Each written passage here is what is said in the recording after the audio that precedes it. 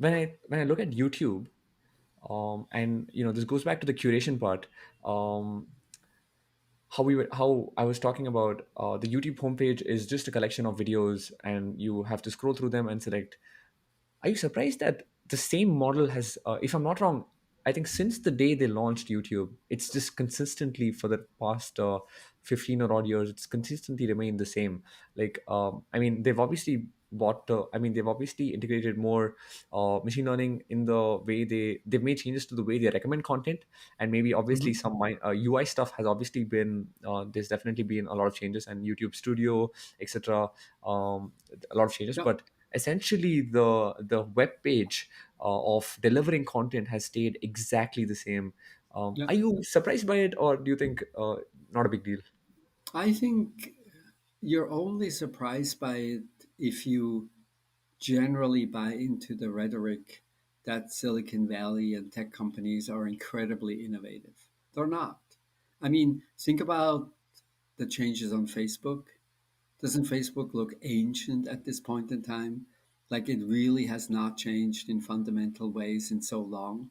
And I think the same is true for Google search. Google search is now it's moved a little bit, maybe in this past year as a result of generative AI. But other than that, like the Google search page basically stayed the same forever. Has Gmail really evolved in interesting? No. So somehow, because these companies have a really fabulous, great new idea that then changes the world, the way Google has changed the world or the way Facebook has changed the world. We sort of associate them with they're really innovative and they're doing a million. I think it's true, they're doing a million things, but in so many tech products, actually the pace of progress is incredibly slow.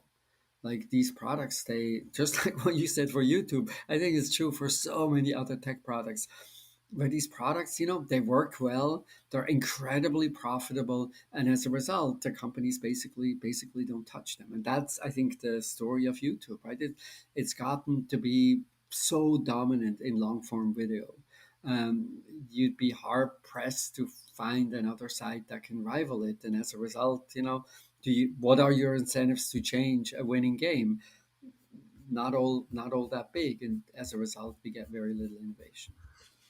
So I think it's fair to say, like, I think there is a saying that if it's not broke, don't fix it. So I think most companies seem to be operating under that, like, it's generating a lot of money, it's doing pretty well, let's not fuck That's with it. I right. mean, let's not, yeah. Yeah. So Yes. Yeah. Yeah. I think that sounds exactly right. And then, of course, you get external pressure. And then the other thing that is interesting, so if you took any sort of strategy class at any business school on the planet, like the main thing that you would walk away is that ultimately profitability is all driven by differences. If you want to capture a fraction of the value that your company created, you somehow have to do something that is differentiated.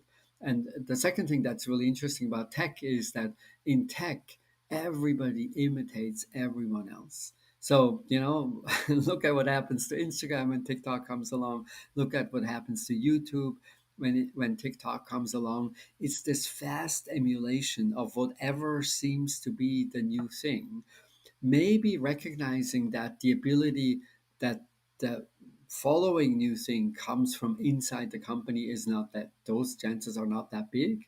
And as a result, your best opportunity is to at least stay current and at least stay relevant by copying what's out there already. And by the way, it's not only, I mean, it's true for TikTok as well. Like TikTok copies elements of Snap, copies elements of YouTube all the time. So everybody copies everybody else, which is particularly interesting if you then think, well, but what about the profitability of these services?